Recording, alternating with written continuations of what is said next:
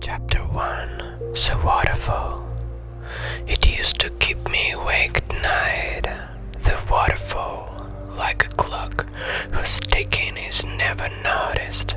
Day in, day out, I never thought of the waterfall until I rested when I was closing my eyes. Suddenly all I could hear was the splashing of water on a rock. I will keep my eyes tightly closed. I will throw the covers on over my head and speed off the heat. But there was something about the call of the waters that took on a new quality each time I turned away from it. It was as the water found a new way to reach me each time I tried to block it out. I would get up, walk around, but about the apartment in my bare feet and pajamas. But as I entered each of the room in turn, the waterfall would follow me. "You can't sleep again last night," my wife would say to me in the morning times. We would be sitting hunched over the breakfast table, and she always got me right when I was pretending to be immersed in the paper. It was too hot again. I left the window open for you. "Yes, I know," I would say. "Then why did you shut it if you were too hot?" I tried not to look at her. I didn't want to talk about it. I knew I'd never be able to explain to her in a way that she could understand. "It's nothing," I would say. Then I would get up and wash my cereal bowl and stare out into the garden, listening. The silence would only ever be broken by the birds, and I wonder if they knew and if they were talking about me. Ridiculous things one thinks about so early in the morning, like birds talking.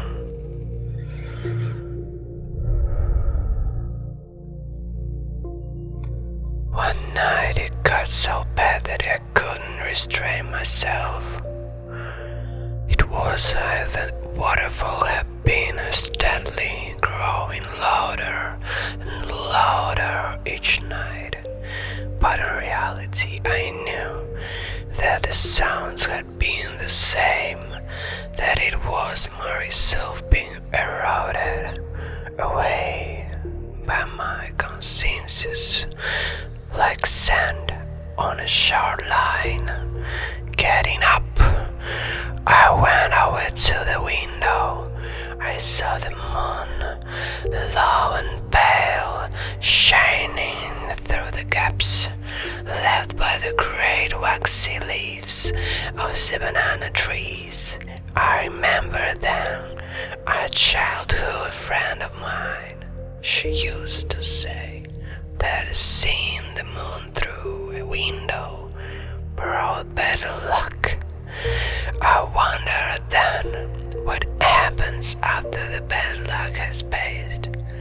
If I keep seeing this moon through this window, will the bad luck stay with me forever? Will it pass the instant I stop looking for it? Or if I open the window and see the moon with my own eyes, will that break the spell?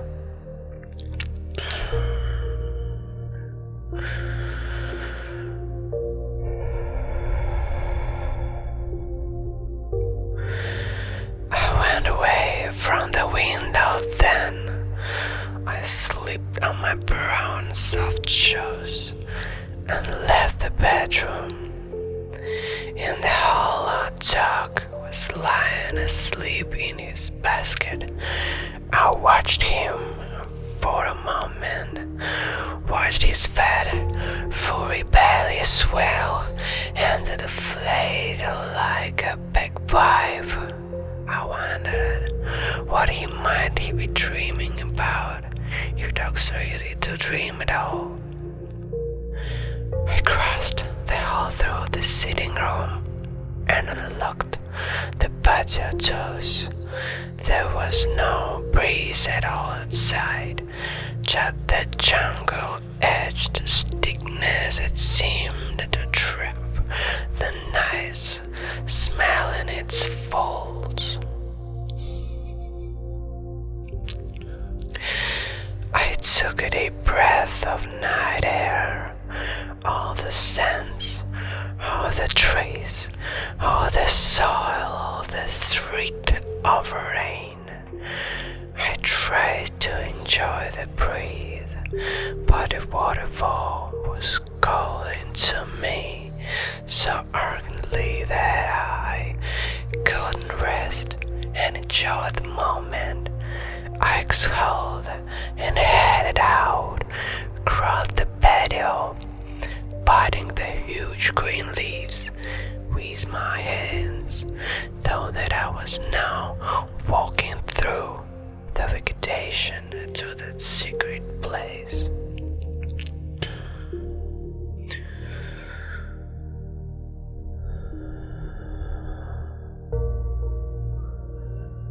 The moon watched me from overhead. It followed me and made a path for me in town to follow. Up ahead, I heard the waterfall chiming out, and now there was an excitement, a hunger in its voice. It knew I was coming to it. I knew that I was only a few last feet away now. I turned to look back over my shoulder. I gazed up towards my bedroom window, but the lights were still off, so I continued.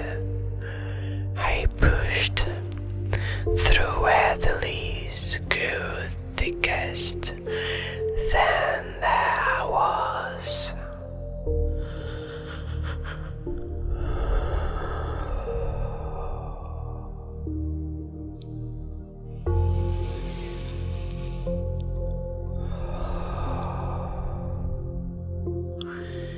the waterfall was beautiful under the moonlight. Where before it call had been organed and plaintive, now it sang. The sound was golden. The spray glittered as it passed into the faint light and out into the night. When I felt the spray on my hands, my face, and my body, it was as if hell was covering me, and nothing bad could ever happen again. That was when I reminded myself that it had always felt that way, even after she had died. When I would return to our hiding place to wait for her. I walk on the slippery rocks that surrounded the waterfall. Like a borderline, I found the blast that snuck in behind the wall of water, and never thought I tried to be careful. I could feel the stray just splashing out, sucking my nightshirt. I came to the cave mouth and slipped inside. It was pitch black, warm as sauna in there. I sat down on the ledge.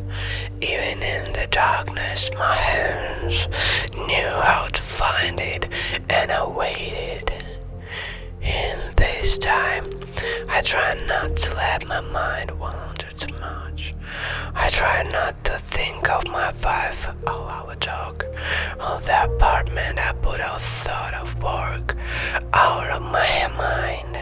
I knew I would get no sleep tonight, and though I reconciled myself with it as usual, all that mattered now was that I cleared all my thought away, that I pushed pushed them to one side like a pile of papers on desk.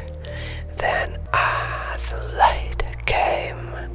It started faint at first, but it progressed, and I watched it shimmer its way towards me, keeping an eye out all the time for the sign of a foot stepping out of the cloud of light. That it was. She stepped out and looked as lovely as she ever had done when she was alive, alive, even now, after her death of sorts. You can then. Her voice chimed out to me.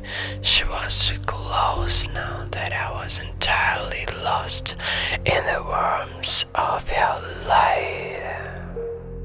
Yes, I heard the waterfall, I said. I saw her shake her head in that airy way she always had. Her yellow hair swayed and fell over one shoulder. You look beautiful, I whispered to her. She smiled, and her hand pulled down one side of her dress at her breast to reveal the knife wounds that had gouged out her heart. Even this, she asked me. Even that, I replied. Does your wife know you're here? Only I thought you'd say that last time she got suspicious, and I shook my head. No, she's asleep, I promise. I took your hand, or at least I tried to. She saw the gesture and placed yours in mine. Your husband died last week, I said, and I felt a shiver a little at the mention of his name. How he hung himself with a cord from his sweet pants. Oh, the prison guard found him on Sunday morning. We were both silent for a moment. He never knew it was you. I never did tell him. She said to me after a while, I know. Do you think? You hesitated. Your bright hands flew up to the scars in your chest. Do you think now that he's dead that come back? Outside the cave, rain was now falling in torrents. A sudden cloudburst that joined the waterfall and made it swell its flow, swept this way, and by violent gusts of howling winds. I hope Jenny doesn't wake up, I said, before I noticed that she had placed your hand on my shoulder. I could not feel the touch as I once had done, but I did feel it. Do you think he will find us? She said again. I looked out at the rain and felt now how safe it was in the cave and how strange a world beyond it. I really don't know. I said at last, and thoughts entered my head about the gun and bedside cabinet, and what it might feel like to leave everything behind. I won't let him hurt you ever again, I said. And it said, she smiled. She smiled. You are the light.